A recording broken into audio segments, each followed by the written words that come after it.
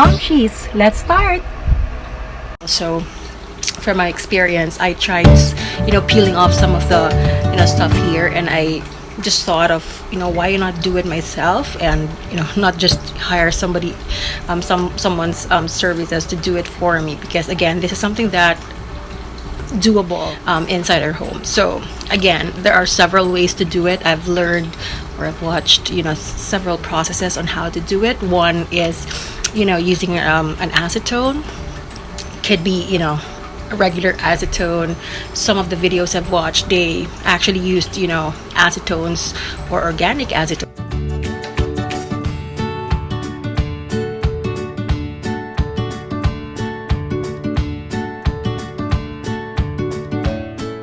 So there. And of course, pinaka-importante, ayan, is a scotch tape. Now, we recommend a duct tape because again, it can actually endure, yung need natin for us to clean this. But since right now it's just really an impromptu cleaning for me, then bear with me.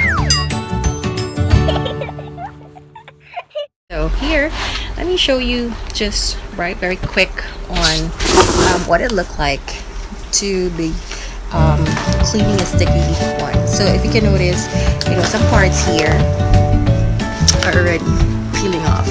And it's really sticky. It's really sticky. Again, the stickiness in the Louis Vuitton bags actually vary. Why? Based from what I've watched, in YouTube videos, there are other, flaky, worn out linings that are not sticky. So they are just flaky and they're just dry.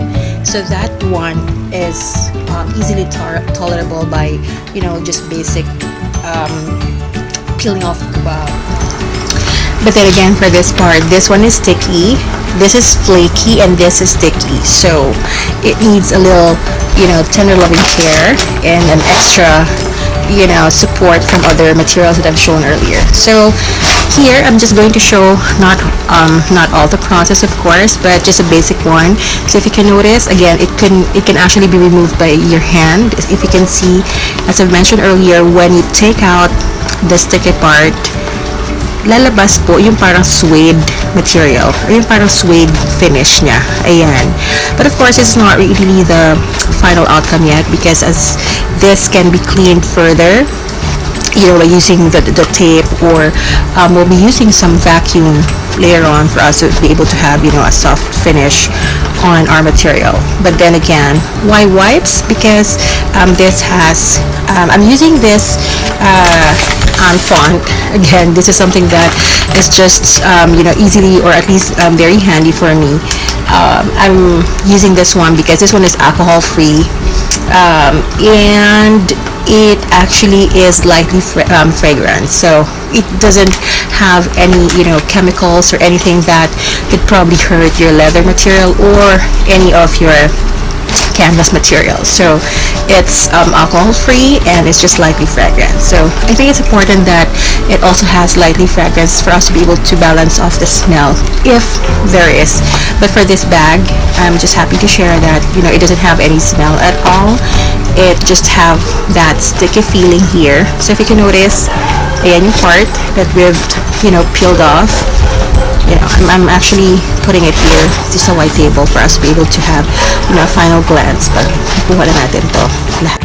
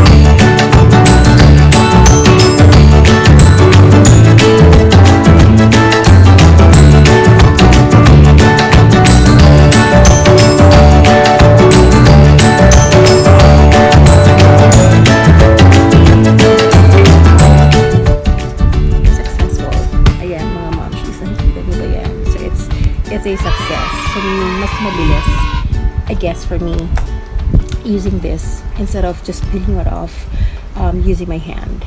So, I'll continue with the process and I'll show you at least before matapos na lahat na ito. And I'll show you the next phase, which is, smoothening yung kanyang suede material right after.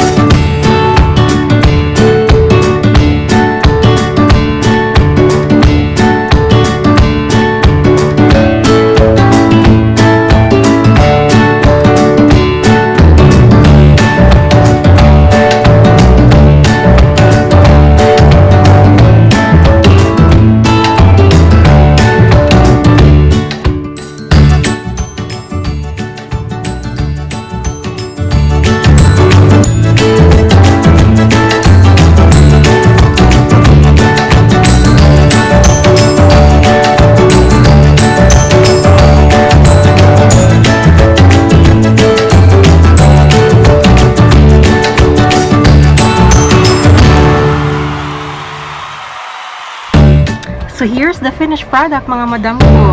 So this is already available here in Clase Misi. Ayan, nakita niyo po, this is very spick and span. Napakalinis na niya, walang amoy. Ready to use.